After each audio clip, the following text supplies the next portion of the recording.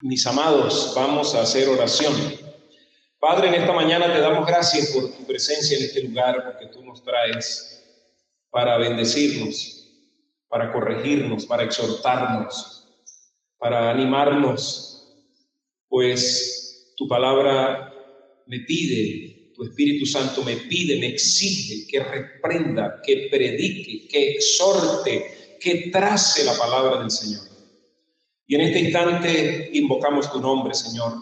Continuamos delante de tu presencia y pedimos que tu Espíritu Santo nos guíe a toda verdad. Espíritu de Dios, usa nuestra vida, llena mis labios y permite que llegue al corazón de cada uno con palabras sencillas, con palabras humildes. Señor, siervo tuyo soy. Te pido que tú uses tu palabra y que a pesar de ser un vaso, Señor, tal vez no a la altura de lo que tú quisieras, yo te pido, Señor, que tú hables al corazón de las personas en esta mañana, que hables a mi vida y que salgamos de este lugar llenos, en el nombre de Jesucristo. Amén y amén. Hemos estado hablando y desarrollando una serie que ya hoy es el cuarto domingo que llevamos desarrollando la serie, que la titulamos Vuelve, hay un lugar para ti. Ese es el tema o el título de la serie. Y en el primer domingo hablamos de Jonás, de cómo Dios le dijo a Jonás, vuelve, porque Jonás se había ido, se había descarrilado, se había ido a más de 1000 kilómetros de la dirección que Dios le había pedido que fuera. Hablamos del hijo pródigo, de cómo Dios le dice vuelve porque también se había ido, se había descarrilado, había malgastado, y Dios le dice vuelve porque hay un lugar para ti. Luego hablamos de David, el rey David, sí, ese gigante David que nosotros conocemos, también se descarrió, también se fue, cometió, por lo menos decíamos ese domingo, que había violado más de la mitad de los 10 mandamientos, con todos los pecados que David cometió. El domingo pasado hablamos de la iglesia de Éfeso, hablamos de las 7 iglesias que aparecen en Apocalipsis y de cómo Dios le dice a la iglesia de Éfeso, vuelve, hay un lugar para ti, vuelve rápido, vuelve con urgencia, porque si no vendré pronto a ti, quitaré el candelero. Y decíamos que al final de la historia nos damos cuenta que el Señor siempre cumplió lo que le había dicho a la iglesia de Éfeso, porque nunca se arrepintieron y hoy día no quedan ni ruinas de esas iglesias, o por lo menos de esa iglesia en esta zona. Decíamos el domingo pasado también que estas 7 iglesias que aparecen en Apocalipsis capítulo 2 están en la zona de Turquía, lo que hoy nosotros conocemos como Turquía, donde están matando cristianos, donde están asesinando cristianos y también donde han pasado por estos terremotos tan fuertes que ha habido estos días. Eso tenía que ver con Asia Menor. La iglesia o la asamblea de Éfeso era notoria, decíamos el domingo pasado, por su impulso hacia Dios. Ellos buscaban de Dios, buscaban su favor, eran celosos por la doctrina. Eso lo decíamos el domingo pasado, que esta iglesia era muy celosa de la doctrina. Y decíamos que hoy día nosotros nos encontramos también con iglesias que son muy celosas.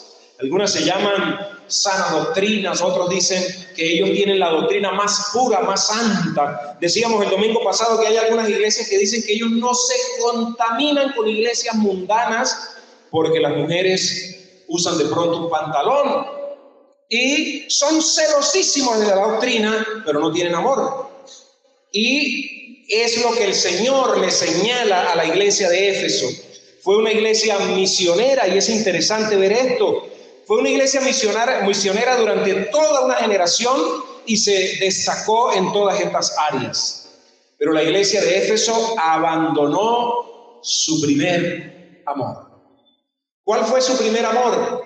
Le dicen a veces a los adolescentes o a los jóvenes, ¿cuál fue tu primer amor? Y comienzan a echar cabeza cuando sentían maripositas y hormiguitas en la barriga. Yo me casé viejo y ya las hormiguitas y las maripositas como que se estaban ya muriendo porque ya no había muchas maripositas, porque resulta que esas maripositas a veces no son amor verdadero, simplemente son caprichos, son cosas de las emociones. Pero cuando el Señor dice aquí a la iglesia de Éfeso que ha dejado su primer amor, decíamos el domingo pasado que no está definido a qué se refiere, si se refiere al primer amor hacia Cristo o al amor entre los hermanos. Pero de cualquier forma, yo les decía que yo me atrevía a pensar que se refería al amor a Cristo, porque de ahí dependen todos los demás amores. Si yo me desconecto del amor de Cristo, me desconecto de todo lo demás. El Señor también reconoce en esta iglesia de Éfeso, reconoce las virtudes y advierte la necesidad de regresar a la relación original con Dios. Eso está en Apocalipsis, capítulo 2, comienza el mensaje a las 7 iglesias. ¿Cuántos están aquí? ¿Cuántos se fueron ya? ¿Cuántos están ya pensando en la olla de presión que ay, se me olvidó? Otros dejaron unos tizones enterrados para cuando lleguen a soplar el fogón nada más porque no hay gas. Espero que tengan gas en su casa y que dejen esa olla quieta y se puedan aquí venir a escuchar el mensaje de la palabra de Dios. Hoy continuamos entonces con esta serie. Vuelve, hay un lugar para ti. Siempre hay un lugar para ti en los brazos del Señor. Dígame, en los brazos del Señor siempre habrá un lugar para sus hijos. Siempre hay un lugar. Vamos a ir, hermanos, a Apocalipsis capítulo 2, versículo 8 hasta el versículo 11. Son pocos los versículos que vamos a leer, pero son sustanciosos, como dijo el hermano Alexander por la canción hace rato. Dice la palabra del Señor así, capítulo 2, versículo 8, amén. Leemos con la bendición del Señor y dice: y escribe al ángel de la iglesia en Esmirna, el primero y el postrero, el que estuvo muerto y vivió, dice esto. ¿Quién habla ahí? Habla Jesucristo. Recuerden que dije que Jesucristo dicta esta carta a Juan. Yo conozco tus obras, dice el versículo 9, y tu tribulación, y tu pobreza. ¿Aló? ¿A cuánto les gusta la pobreza? No la quieren. Y aquí tenemos una iglesia muy pobre. Ahorita vamos a ver unos detalles bien interesantes de esto, porque no se refiere a pobreza espiritual, a que ellos eran muy pobres espiritualmente. Habla de plata, eran pobres económicamente. Dice: yo conozco tus obras y tú, lea conmigo, tu tribulación y tu pobreza. Entre paréntesis aparece: pero tú eres rico. Es decir, que espiritualmente sí eran ricos, pero económicamente estaban como talón de la bandera. Estaban de pronto como están los bolsillos suyos en este momento, hermano. Dice: y la blasfemia de los que se dicen ser judíos y no lo son. En la carta anterior dice: de los que se dicen ser apóstoles y no lo son. Aquí está señalando a unos judíos que decían ser apóstoles y no lo, que decían ser judíos y no lo eran. Sino, en vez de ser judíos, dice que eran sinagoga ¿de quién? De Satanás. Ay, ay, ay. Versículo 10. No temas en nada lo que vas a padecer. He aquí el diablo echará a algunos de vosotros en la cárcel para que seáis, diga conmigo, probados. Y tendréis, a ver los niños, lean conmigo, tendréis que, a ver los niños, no, yo escucho voces de viejos, digo, perdón, de hermanos, de adultos, a ver los niños, lean conmigo, tendrán que, tribulación, a ver los niños, digan conmigo, tribulación, no los escucho, 1, 2 y 3. Ajá, tribulación. ¿Por cuántos días los niños iban a tener tribulación, los adultos? Por 10 días. Y luego termina diciendo: sé fiel hasta la muerte y yo te daré la corona de la vida. La ciudad de Esmirna, la palabra viene de mirra. Fue una de las ofrendas que le llevaron al Señor Jesucristo. Era una ciudad, hermano, hermosísima, preciosísima. Después la reconstruyó Alejandro el Grande y sigue siendo una ciudad hermosísima. Tenía unos 200,000 habitantes. Tenía más gente que Nínive. ¿Cuánta gente dije yo que tenía Nínive? Unos 120,000 habitantes. Y decía que más o menos es la población de la Grita y la población de la Fría, juntas. Unos 120,000. Aquí hay más. Aquí tenemos que meter más o menos a la Grita, a la Fría y a Pregonero para completar unos 200,000 habitantes, y creo que quedamos por fuera. A Esmirna también le decían el adorno de Asia. Es una ciudad comercial, una ciudad preciosísima, hermosísima, y ahí, en medio de esa ciudad, donde había, présteme atención los niños, donde había, hagan los niños así, había ¿qué? ¿Cómo se llama esto? Muchísima plata. La ciudad de Esmirna tenía muchísimo dinero, pero la iglesia no. Qué cosa rara, ¿verdad?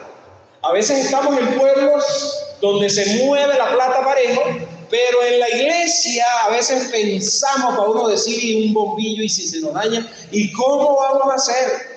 Y uno dice, no, pero eso debe ser que el diablo está con esa iglesia, eso es que el Espíritu de Dios no está ahí, porque donde está el Espíritu de Dios ahí hay plata. Y aquí tenemos a una iglesia que el Señor Jesucristo está diciéndole, aplaudiendo, es más, no le tiene ningún reproche. A la mayoría de las iglesias algo le reprochó. A la que vimos el domingo pasado le dijo que habían dejado el primer amor, pero a esta iglesia no le tiene reproche. Y por el contrario dice, yo sé que ustedes no tienen plata, yo sé que están llevados, esa es una versión Juan Pereira, yo sé que ustedes no tienen y conozco de cerca la tribulación por la que están pasando. Wow, hermanos, ese conozco que aparece ahí donde dice yo conozco, donde dice el versículo 9, yo conozco tus obras, es un conocimiento, dije yo el domingo pasado, se fueron a estar aquí, es un conocimiento no de que yo durante la vida he ido adquiriendo algún conocimiento y he ido aprendiendo algunas cosas, no, es un conocimiento porque Él es omnipotente, omnipresente y omnisciente, está en todo lugar, todo lo sabe y todo lo puede. Ese Cristo está en este lugar en esta mañana, amén.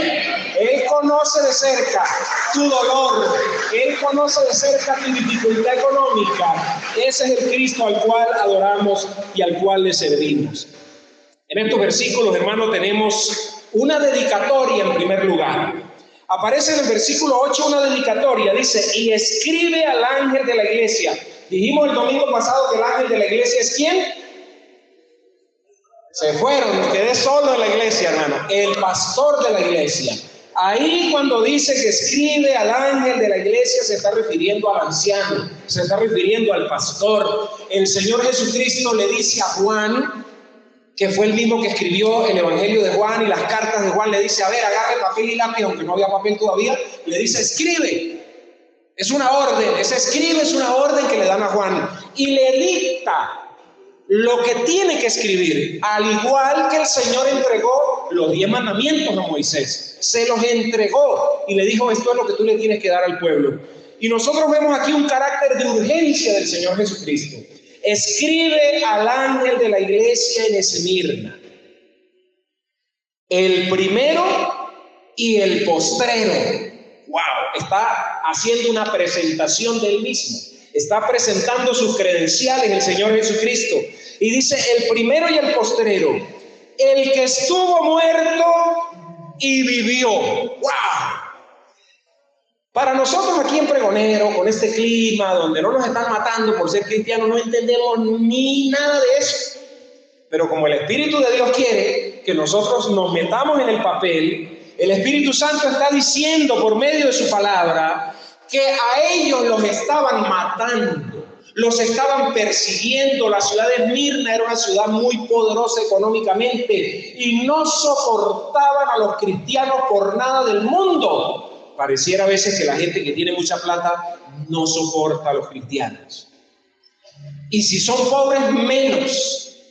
Decía en estos días una hermana, cuando uno es pobre, hasta los mismos hermanos le estorban. Y le dije que Proverbios lo dice. La Biblia así lo dice. Yo no estoy haciendo una apología de la pobreza, una defensa de la pobreza no la estoy haciendo, porque también a veces es una cuestión nuestra, donde no somos diligentes, pero en este caso es una iglesia a la cual el Señor está elogiando. Mire la descripción que el Señor hace de Él. Al decir yo soy el primero, yo soy el postrero, le está diciendo yo estoy en el comienzo de la historia de la raza humana, de toda la creación, y también estoy al final diciéndole, dale, sí se puede, yo también morí en la cruz, yo también sufrí, yo también fui latigado, yo fui coronado de espinas, yo derramé mi sangre, me dañaron, me molieron, dice la Biblia que fue molido. Y él dice, ustedes están sufriendo, a ustedes los están matando, tienen necesidad económica, pues yo pasé por todo eso, vengan, acérquense, síganme. Esa es la ventaja de un pastor como el Señor Jesucristo. Los pastores de hoy día, como yo, a veces somos diferentes y mandamos las ovejas a que vayan, prediquen, vayan, oren, vayan, hagan discípulos, y a veces nosotros nos quedamos rascándonos la pata de las orejas y echando barriga. No me la miren, por favor. Pero Jesús no. Jesús va adelante y Él dice, vamos, yo te doy ejemplo, vamos, sígueme. Él dice, yo soy el primero, yo soy el último. Es decir, todo comenzó conmigo, todo termina conmigo, dice el Señor. Yo soy el primero, soy el postrero, el que estuvo muerto. Es decir, ustedes tienen miedo a morir, como decía el hermano Alexander hace rato. Ustedes tienen miedo a ser perseguidos y morir por causa de Cristo. Ya yo lo viví. Ya yo morí por ustedes. No se aterroricen si tienen que morirse, porque vivos o muertos son míos. En la tierra son míos y después de muertos son míos. Estuvo muerto y vivió. Imagínense esa tarjeta de presentación. Imagínense cuando aparece Juan con esa carta a la iglesia de Esmirna. Imagínense que venga alguien en este instante y diga, ¿está el señor Juan? Sí. ¿Está el pastor? Sí. Esta carta viene de parte del Señor Jesucristo. Y que nosotros comencemos a leer después de ser perseguidos, después de estar en una situación económica, porque vamos a ver, hermanos, ellos no podían ni conseguir trabajo. Les negaban el trabajo en Esmirna por ser cristianos. Si eran profesores, no les daban chance en los liceos. Cualquier parecido con la realidad es pura diosidencia, dijo un hermano. No podían entrar a trabajar en las fábricas porque les preguntaban, ¿ustedes son evangélicos? Sí. Bueno, en ese entonces no se llamaban evangélicos. ¿Pero ustedes son seguidores de del camino de Cristo? Sí. No hay trabajo para usted. ¿Pero por qué? ¿Y la ley y los derechos humanos? No existía eso. No existían los defensores de los derechos humanos, aunque ya Roma estaba trabajando con todo lo que tenía que ser al derecho romano. Amados hermanos, así que tenemos entonces esa descripción del Señor donde Él se presenta como el eterno soberano y se presenta como el vencedor de la muerte. ¿Cuántos creen que Él venció la muerte? Cuando Él se levantó de la cruz la venció. Así que no le tengamos miedo a la muerte aunque la carilla no tiemble. Porque nosotros somos humanos y flaqueamos a veces cuando vemos que estamos enfermos y que se nos enfermó un hijo, se nos enfermó un familiar o se nos va a morir alguien y uno tiembla ante esta realidad. Pero Cristo la venció.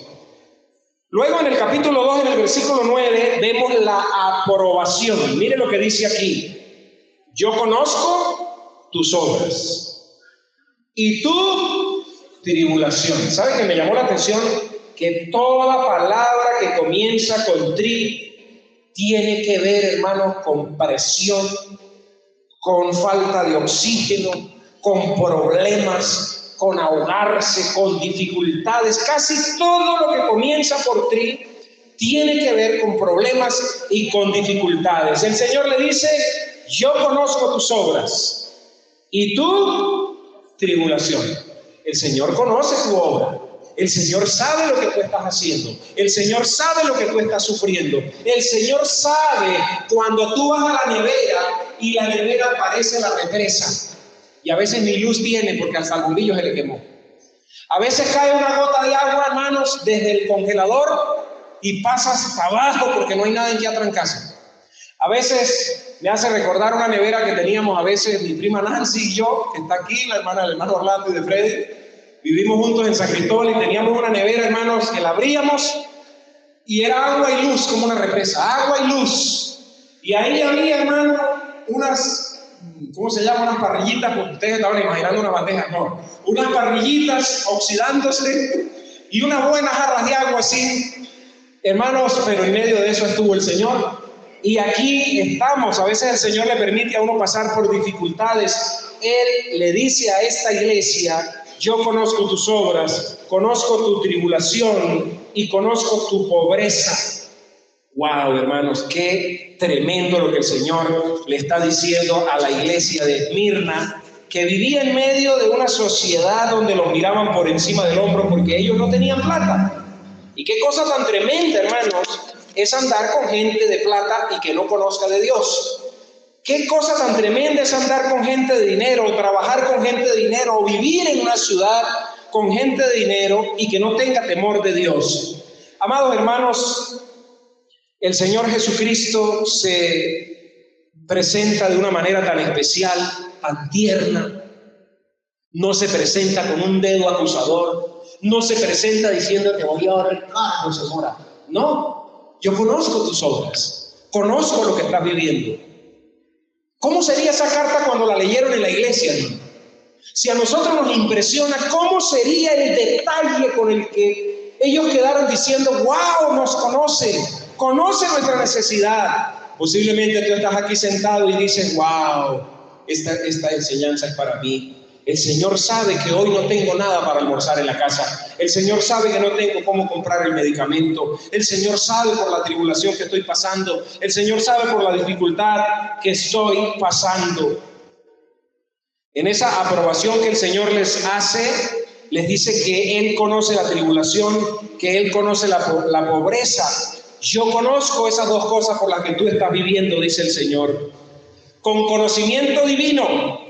Mire, hermanos, las pruebas y tribulaciones tienen varios propósitos en la vida. Voy a mencionarles algunos a ver si ustedes se identifican. ¿Cuántos de los niños que están aquí han pasado por tribulación? ¿A cuántos les han inyectado? ¿A cuántos les han sacado dientes? ¿A cuántos les ha dolido una muela? ¿Cuántos les han pegado porque no estudian para los exámenes? Eso se convierte en una gran tribulación. Y se convierte también en una tribulación cuando tienen que escuchar al pastor predicar y no reciben la clase. Mira, hermano, las dificultades vienen con estos propósitos, posiblemente hayan muchos más. Número uno, las pruebas y tribulaciones tienen estos propósitos. Uno, hacer que buenos cristianos sean mejores. Pero ¿por qué me pasa esto a mí si yo soy un buen cristiano? Y uno lo revisa y uno dice, ¿verdad? ¿Verdad? Es una mujer cristiana, es un hombre cristiano. ¿Y entonces por qué me pasa eso? Porque el Señor quiere que sea mejor. Porque es que ya le quedaron los calzones cortos. Sí, ya creció espiritualmente y ya le están quedando los pantalones cortos, entonces hay que... Yo recuerdo que Robertico Ramírez, que muchos de ustedes lo conocieron, yo creo que ya yo estaba como Juan, quizás más grande, tenía que tener unos 12 o 13, y Robertico dijo una vez, se quedó mirándome, pues ropa no había mucha, y yo tenía un chorcito era como de pana, pero ya la pana no estaba, ya lo que estaba era como el cuero de un perro, y Robertico se quedó mirando y me dijo Robertico, yo creo que a Vicentico, porque él me decía Vicentico, yo creo que a Vicentico ya hay que alargarle el pantalón, se está viendo muy canillón. A veces nosotros, hermanos, estamos en la vida así y espiritualmente crecemos a un nivel y de pronto el pantalón nos quedó corto y el Señor dice, yo necesito que Zuleima, envíenmele a Zuleima una prueba. ¿Cuántos quieren pruebas? No, decimos, Señor, líbranos de las pruebas. Y es lo único a veces que nos hace crecer, nos hace salir de la zona de confort. Así que hacer que buenos cristianos sean mejores. Si usted es un buen cristiano y le vino una prueba, no piense que usted es un hijo del diablo, dijo una vez un margariteño, sino que Dios quiere que usted sea mejor. Por ejemplo, en estos días, una familia de la iglesia vivió una tribulación, el hermano Edgar y la hermana Elizabeth con la niña. Vivieron una tribulación y ellos están agarrándose de las cosas del Señor y se hacían preguntas. Aquí hay una respuesta para ustedes. Buenos cristianos necesitan ser mejores. No es porque son malos, porque a veces decimos, por algo le estará pasando.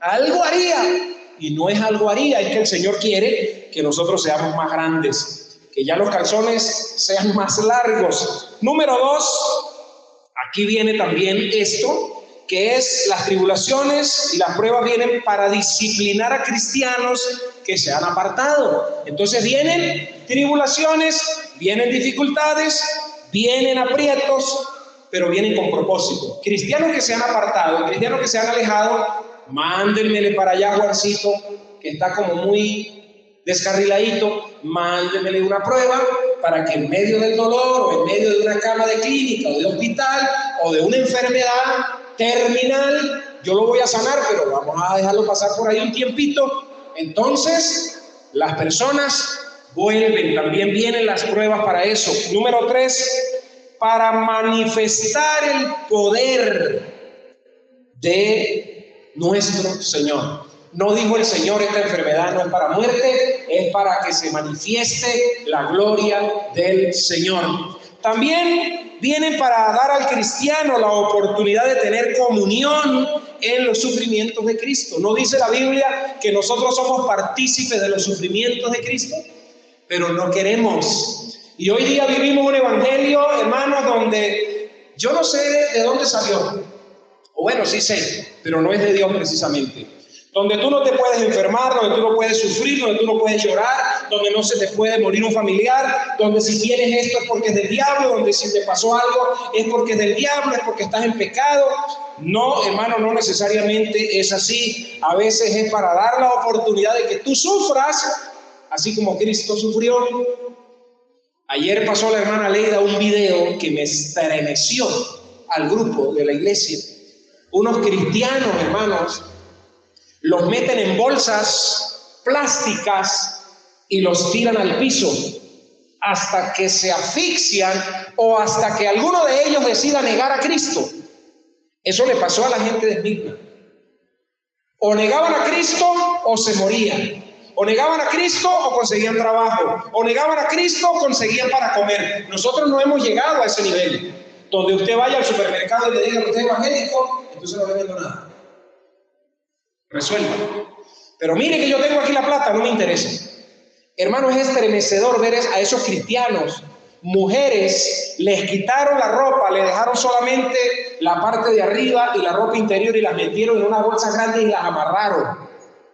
Nieguen a Cristo o se mueren. Y la mayoría estaban muertos, hermano, por causa del evangelio. Y nosotros a veces en las iglesias peleamos por cosas tan tontas y otros cristianos mueren por causas verdaderas, por causas fuertes, hermanos. Hermanos, otra de las razones por las que vienen las pruebas y las tribulaciones es para derrotar a Satanás en su propio juego. Esta me gustó. Satanás lanza, por ejemplo, a Job. Le lanzó una prueba tan difícil y tan complicada, donde hasta sus amigos, su esposa, todo el mundo, yo a veces digo, llegaron los amigos de Job. ¿Usted sabe cuáles son los amigos de Job? Los que son tus amigos, pero vienen a meter la puñalada y a decirte que tú estás en esa situación porque algo harías. Amado hermano, derrotar a Satanás en su propio juego. Algo que Satanás ha tramado en contra de ti. Por ejemplo, Satanás llega y dice, deme a Ana que la voy a zarandear, la voy a sacudir, la voy a matar. Y entonces Satanás comienza un trabajo con Ana, con Alexander, con el que sea. Y Dios dice, lo deja correr y después dice, lo voy a vencer y lo voy a derrotar en su propio juego. ¿Y cuántas veces no ha hecho el Señor así? ¿Cuántas veces algo que está a tu alrededor que tú dices, wow, qué prueba tan difícil?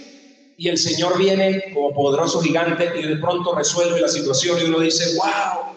Así que hermanos, o es para derrotar a Satanás, o es para que participes de los sufrimientos de Cristo, o es para darte oportunidad de manifestar el poder de Dios, o es para disciplinarte porque te alejaste, o es para hacerte un mejor cristiano. Pero cualquiera de esas razones puede estar usando el Señor en este instante, al igual que la usó con Esmirna.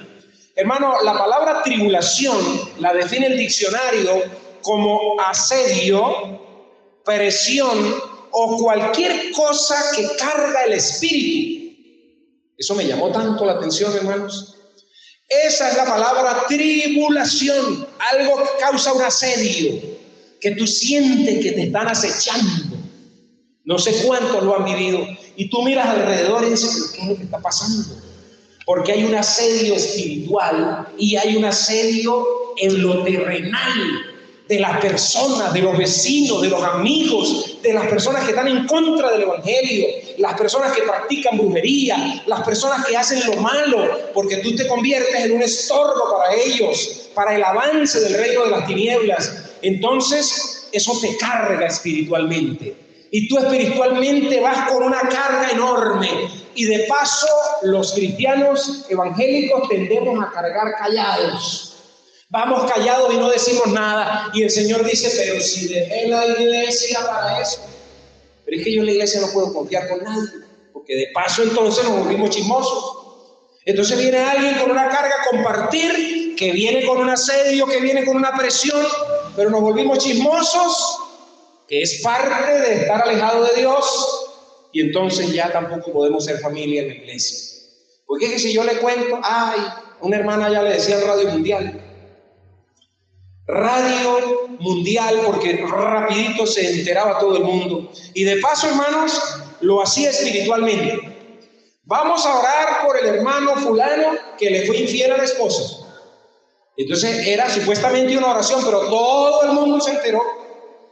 No sabía todo el mundo, pero a través de la oración chismosa, porque hay oraciones chismosas, a veces los hermanos están orando: Señor, te pido por el hijo del pastor que lo vi fumando droga, y se enteró todo el mundo. Oraciones chismosas que causan asedio, presión.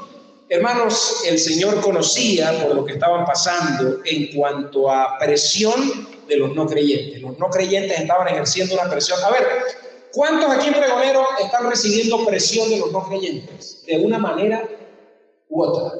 La recibimos, hermano. Tal vez no así que nos metan en bolsas plásticas, pero la recibimos todos los días. Todos los días la recibimos, hermano. Pero además conocía el Señor la pobreza. Mire este detalle, hermano. Era humillante la situación que vivía la iglesia de Esmirna en una ciudad tan rica. Vivía en una estrechez incomparable, una situación económica como ninguno, hermano.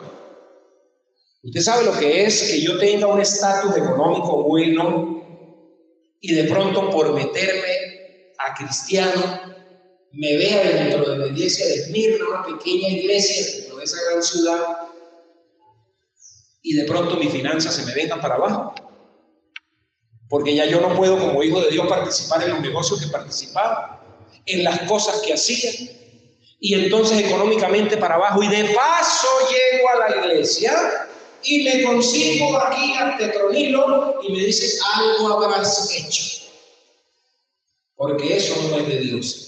Pero por otro lado el Señor dice: yo conozco tu sufrimiento, yo conozco tus obras, yo sé por lo que estás viviendo, mantente firme hasta la muerte. Es decir, si te matan, te vas conmigo, yo mismo te vengo a buscar, pero mantente firme.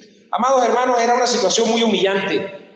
No se sabe por qué estaban en esta situación tan económica, pero lo que se dice es que precisamente por ser cristianos las puertas se les estaban cerrando. Y uno dice: Señor, ¿tú no podías hacer un milagro financiero para ayudar a esta gente? Señor, ¿tú no podías abrir una puerta? ¿No dice la Biblia que abrirás las puertas, las ventanas de los cielos? Pues hermanos, no lo hizo. Pero eso es el diablo lo que usted está predicando, no, eso está en la Biblia, hermano. Eso está en la Biblia. Hay iglesias muy ricas. La que vimos la semana pasada de Éfeso, una iglesia poderosísima económicamente, hermano. Hay iglesias que tenían, hermano, fábricas de textiles, fábricas de colirio para los ojos. Ahorita lo vamos a ver más adelante, los próximos domingos, cómo el Señor les dice: compra colirio y échate en los ojos, porque el colirio que ellos tenían era una fábrica que ellos tenían y se creían súper poderosos y súper ricos. Pero aquí tenemos a una iglesia diferente. No siempre las iglesias son iguales. Recuerden que yo he dicho que las iglesias son como la huella digital. La de cada uno es diferente. La de aquí es diferente, la de la Grieta es diferente, la de San Cristóbal es diferente. Y el trato que el Señor está haciendo con cada iglesia es completamente diferente. Hermanos, eran muy pobres, pero el Señor les dice que eran muy ricos. Oh, ¿cuál riqueza buscamos? ¿Cuál riqueza perseguimos? Hermanos, todos nosotros nos afanamos porque necesitamos tener mejor casa, mejor carro, mejor moto, mejor finca, mejor ganado, mejor salud. Y perseguimos las riquezas, o tal vez no las riquezas. Usted tal vez dice: no, hermano, yo quiero solamente lo necesario. Pero cuando tiene lo necesario aquí, ahora yo necesito lo necesario, y se viene para acá porque ya lo necesario aquí no alcanza. Y cuando viene para acá y llega de pronto a los Estados Unidos, aquí tampoco lo necesario alcanza. Entonces me voy para Europa y aquí lo necesario no alcanza. Y lo necesario se va extendiendo, se va extendiendo, se va extendiendo. Y pareciera, hermano, que la persecución de la riqueza material mata la riqueza espiritual. Nunca trabajan así. Casi nunca, hermano, hay una persona que tenga muchísima riqueza y que sea rico espiritualmente. Sí los hay, porque los he visto, hermano. No los he conocido tristemente, pero los he visto, hermano. Cómo invierten en la obra de Dios. Millones y millones de dólares invierten para que misioneros vayan y prediquen y los sostienen y los mantienen, y su fábrica y sus empresas le sirven al Señor, y ellos viven con una tontería porque ellos dicen a la larga, ¿para qué necesito yo tanta plata? Pero aquí, hermano, nosotros vemos un contraste. Mire para acá. De este lado está Esmirna, la ciudad que es el adorno de Asia Menor, una ciudad hermosa, rica, hermano. Cuando yo leía acerca de Esmirna, yo decía, wow, yo quisiera vivir en una ciudad así, unos edificios enormes, bellísimos, y en medio de esa ciudad una iglesia pobre, que no consigue trabajo, que no le alcanza el dinero, que no tiene ni para la medicina, que están en un asedio, que están en una presión, que están en una situación económica terrible. Me imagino que hasta enfermos estarían. Y uno dice, Señor, ¿qué pasó aquí? Hermano, la riqueza del creyente es espiritual. ¿Aló? La riqueza del creyente es espiritual. Leemos Santiago, capítulo 2, versículo 5. Santiago, capítulo 2, versículo 5. Santiago 2, 5 dice la palabra del Señor así. Dice que los niños tienen una atención ¿de cuánto? De 10 minutos, y ya yo voy aquí por 36, ya más bien mucho demoraron, hermano. Dice, hermanos míos amados. ¿Quién dice aquí? El Espíritu, ¿verdad? Hermanos míos amados, oíd. ¿No ha elegido Dios a los pobres de este mundo para que sean ricos en fe y herederos del reino que ha prometido a los que le aman? No, hermano, las riquezas del Hijo de Dios son espirituales. Y si el Señor quiere agregar una riqueza material es porque conoce el corazón de esa persona. Se puede ser rico materialmente y pobre espiritualmente. Yo he conocido personas que me dicen, pero esa persona tiene que tener el favor de Dios porque es que le tiene mucha plata. Y no siempre es así, hermano. No siempre el que está muy bien económicamente agrada al corazón de Dios. Porque un hermano me decía una vez, hermano, plata tiene todo aquel que trabaje duro y se esfuerce. Pero riquezas espirituales, no.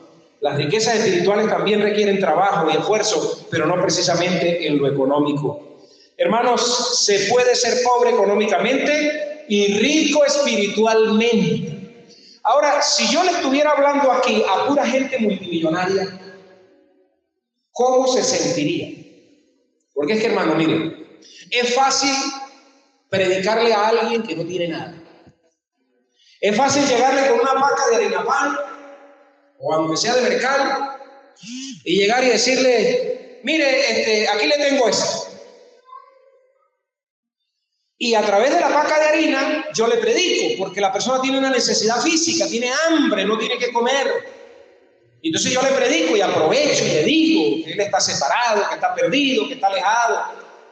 Pero cuando usted entra a una urbanización donde tienen unos vigilantes bien pulidos y de una vez le dicen, identifíquese usted a qué va. O usted está conversando con alguien que tiene una situación económica bien estable y usted le dice, hay una gran necesidad en tu interior, y la persona dice, ¿de qué? Médicos tengo, plata tengo, comida tengo, familia, casas, carros, ¿de qué necesidad me habla usted? Claro que el Señor a ellos los agarra también en su momento.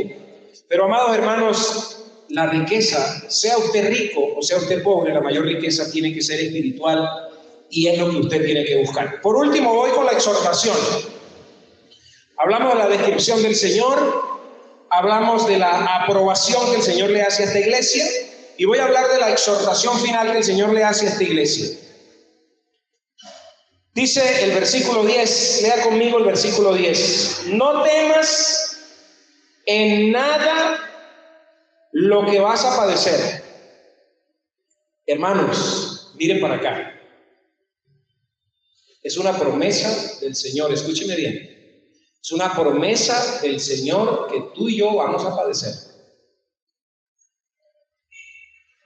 Yo no sé por qué en la Biblia de promesas, porque hay unas Biblias que vienen de promesas, que todo lo que son promesas viene resaltado. Yo no sé por qué en la Biblia de promesas no aparece en el mundo tendréis aflicción. Eso es una promesa.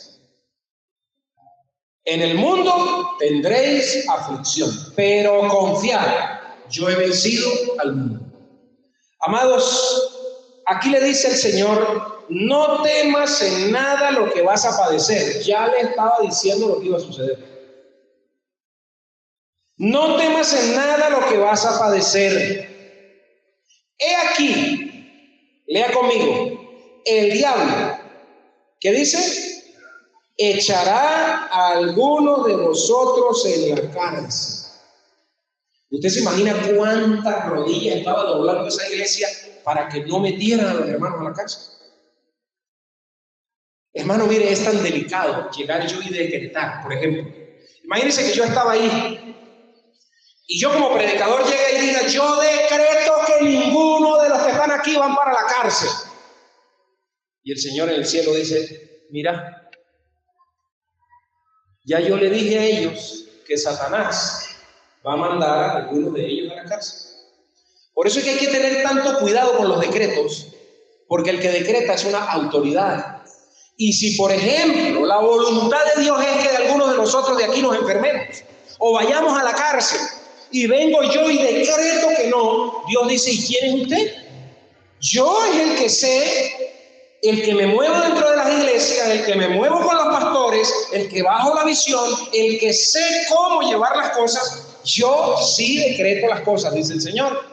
Entonces, hermano, hay que tener muchísimo cuidado con esto, muchísimo cuidado con la voluntad del Señor. Hay gente que el Señor la tiene en medio de una enfermedad y es un proceso del Señor. Y entonces yo llego así a la rápida y decreto sanidad. Y el Señor dice, pero ya ves que yo tengo un trato con ella. Yo estoy haciendo un trabajo con él. No me vengas tú a alterar aquí la cosa. Eso es como cuando yo estoy intentando corregir a Hannah, ¿no?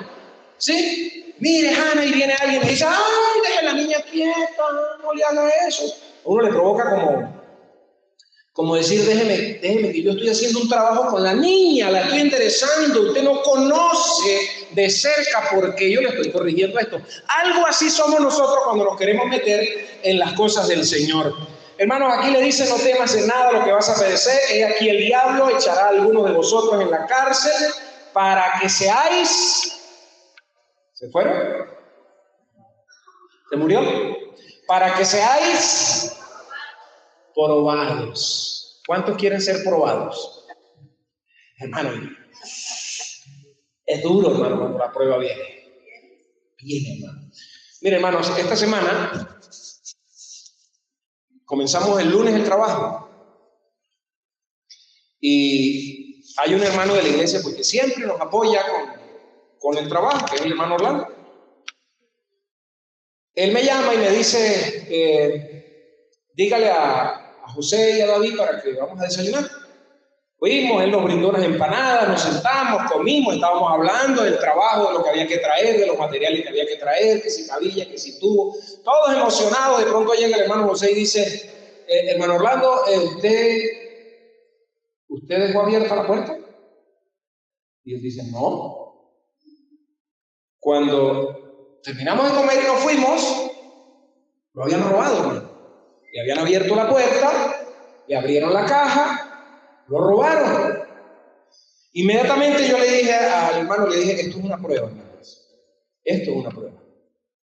Es una prueba porque venimos contentos, venimos a trabajar en la obra del Señor, venimos a invertir en la obra del Señor y esto se convierte en una prueba. Y le dije, vamos a orar. Nos metimos para la oficina y le dije, vamos a orar. Y le dije, Señor, toma esto como una ofrenda. Esto que le quitaron al hermano, que gracias a Dios no fue mucho, pero siempre fue, tómalo, Señor, como una ofrenda, para que esas personas algún día lleguen a la iglesia y den testimonio de que Cristo ahora es su Señor. Y le dije, Señor, no les quites la vida. Tómalo como una ofrenda, como un presente, para que ellos algún día vayan a la iglesia y digan, yo fui el que me metí, yo fui el que robé, pero hoy Cristo es mi Señor y es mi Salvador. Hermanos, son pruebas que vienen. Aquí dice que a ellos los iban a meter a la cárcel para que fueran probados. De paso me dice el hermano Orlando, justamente esta semana que estoy hasta aquí, porque tengo que pagar muchísimas facturas. Y le dije, el Señor va a multiplicar, el Señor va a bendecir, porque esto es una prueba. Si te mantienes, el Señor va a hacer la obra. Hermano, así vienen pruebas. A veces no solamente es eso, a veces es salud. A veces es cosas que uno jamás esperaba. No temas en nada lo que vas a padecer. He aquí el diablo echará a algunos de vosotros en la cárcel para que seáis probados y tendréis, ¿qué dice? Tribulación por 10 días. Con estos 10 días se ha especulado demasiado, hermano. Algunos han dicho que se refiere a unas profecías, que se refiere a los 10 reinos, que se refiere a esto, que se refiere a aquello. Pero él lo que está diciendo, hermano, en la forma, en los verbos, en la forma en que están escritos en el original, es lo que está diciendo es que la tribulación va a durar 10 días. Eso es lo que está diciendo el Señor. Que lo que ellos iban a vivir iba a durar 10 días. Es lo que el Señor les está diciendo a ellos ahí. Y dice entonces que iban a ser probados y tendréis tribulación por 10 días. Y termina diciendo a esta iglesia, sé fiel hasta la muerte. La otra vez hablaba con el hermano Edgar de lo que es la lealtad. Y él me decía, hermano, necesitamos como iglesia aprender a ser leales al Señor. Porque si a nivel político se maneja la lealtad y le exigen lealtad a los seguidores, los políticos, ¿por qué los cristianos no podemos ser leales?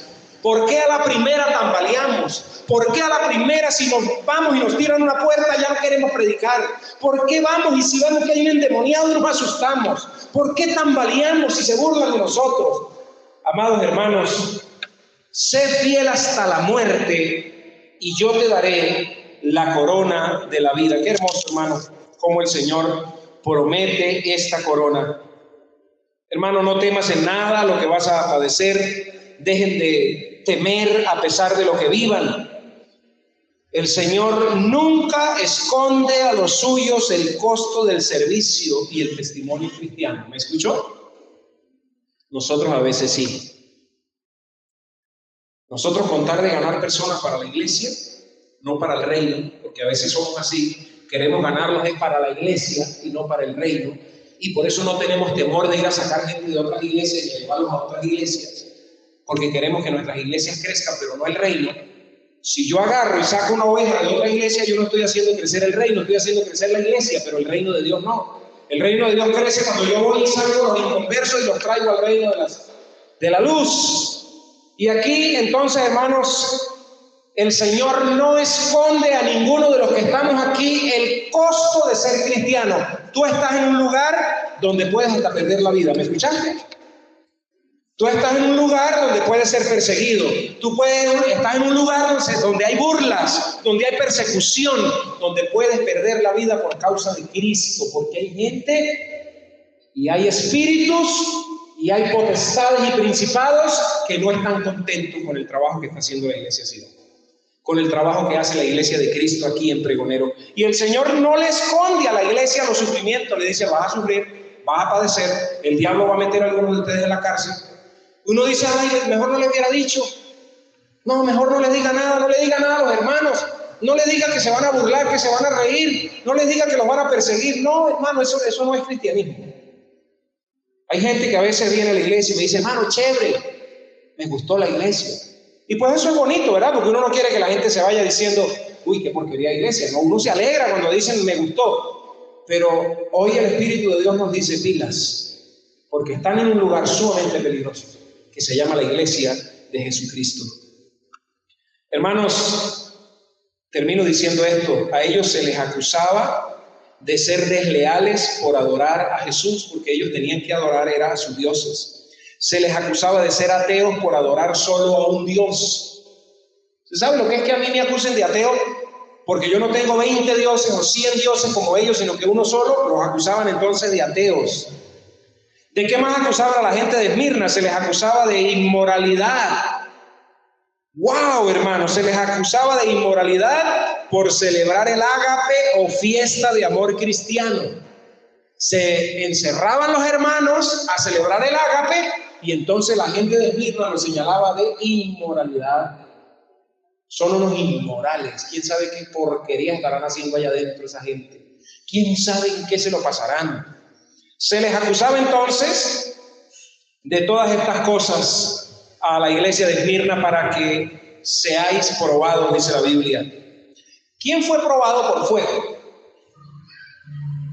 ¿Quién fue probado por fuego? ¿Quién fue probado en un foso de leones? ¿Y cómo salieron? Mire, Sadrach, Mesach, Abednego, que aparece en Daniel capítulo 3, fueron probados. Hermanos, que el Señor nos ayude. Hoy el Señor nos dice, vuelve. Vuelve, hay un lugar para ti. Vuelve al cristianismo verdadero. Vuelve a la profundidad de la palabra. Vuelve y sé fiel hasta la muerte. Si tú persigues cuestiones económicas, está bien, trabaja, pero dale la gloria al Señor. Sé fiel hasta la muerte. Continúa siendo fiel, incluso hasta el punto de la muerte violenta, porque ellos experimentaban muerte violenta. No era cualquier muerte. Los estaban matando, hermano, así como la hermana Leida colocó ese video. Cristo, como juez, está constantemente calificando para otorgar tales galardones. Hermano, a veces creemos que Cristo está por allá y que, pues sí, Él nos salvó y se fue, está ocupado. No, Él está constantemente con papel y lápiz, calificando a José, calificando a Nancy, a Alexander, a Leida, a Daniel, de manera individual. No sé cómo hace, porque Él es Dios. Yo no podría hacer eso. A veces no podemos ni con un aula de clase de 20, nos cuesta planificar, evaluar y corra. Ahora el Señor está constantemente evaluando para otorgar galardones. Y uno de los galardones que Él va a otorgar es la corona de la vida. La corona de la vida. Sé fiel hasta la muerte y yo te daré. Tiene vigencia para el creyente hoy. Continúa siendo fiel aunque veas muerte violenta a tu alrededor. Repita conmigo esta frase. La victoria de Cristo es el triunfo del cristiano. Nosotros podemos ser victoriosos solamente en Cristo. No podemos ser victoriosos fuera de Cristo. Eso es una mentira del mismo diablo. La victoria de Cristo es el triunfo del cristiano. De parte del mundo vendrá sufrimiento, vendrá persecución, vendrá dolor. Y de parte de Dios también vendrá persecución, dolor, sufrimiento, porque el Señor quiere que tú seas un mejor cristiano. Y Él va a usar alguna de esas cosas, de esas herramientas que está usando el diablo, las va a usar para que tú seas un mejor creyente, un mejor cristiano, para que vivas el cristianismo como el Señor quiere que lo viva. Eso fue lo único que le dijo a la iglesia de Esmirna, no le reprochó nada. Y hoy el Señor no nos reprocha. El Señor lo único que nos está diciendo hoy es firme, párense firmes. Yo les pido que estén firmes. Vamos a pararnos firmes. Firmes, hermano, no solamente en medio de la situación económica, sino si la muerte llega, también hay que estar firmes. Yo no sé si yo esté preparado para eso. Tendría que vivirlo, hermano. Yo solo sé que yo estoy preparado si tengo que dar la vida por uno y mis hijos la doy. Eso sí no lo pienso. Pero si mi Cristo me dice hoy, Juan, necesito sembrar tu vida como una semilla, ¿estás dispuesto? Entonces yo comienzo a evaluar si a veces me da pena hasta salir a evangelizar y eso me hace arrugar ahora cómo será la vida. Por eso les digo, hermanos, que a veces uno tendría que vivir la circunstancia para saber cómo reaccionar.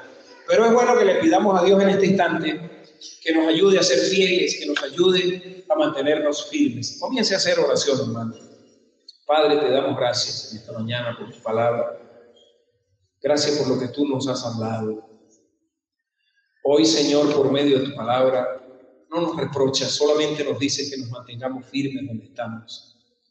Señor, tú conoces las obras, tú conoces la pobreza extrema que viven algunos hermanos de la iglesia.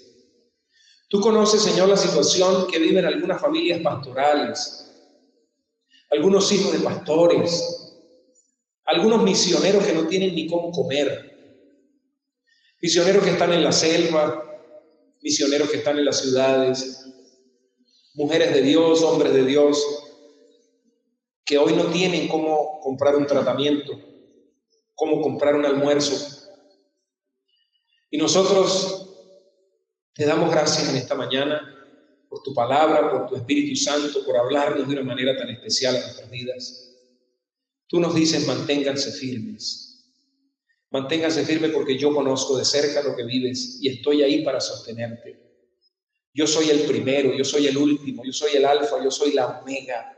Yo soy el que estuve muerto y ahora vivo. Tú estás vivo, Señor, tú no estás muerto. Tú estás aquí entre nosotros en este lugar. Señor, tú vives, y si tú vives, nosotros también vivimos. Tú venciste las tribulaciones, venciste la muerte, te levantaste del reino de las tinieblas, Señor, lo venciste, oh Dios. Y hoy estás con nosotros para decirnos, sigue adelante, mantente firme, persiste. Sé que hay escasez, sé que no hay abundancia, sé que la salud está fallando, sé que hay problemas familiares. Sé que a lo mejor no tienes lo que necesitas, al igual que la iglesia de Esmirna. Sé que eres perseguido por causa de la fe. Sé que sufres de ansiedad, depresión. Pero yo estoy contigo. Ya yo vencí, ya yo me levanté. Oh Dios del cielo, gracias te damos en esta hora, Señor. Gracias por estar aquí en este recinto. Gracias, Señor. Gracias te damos en el nombre poderoso de Jesucristo. Amén, amén y amén.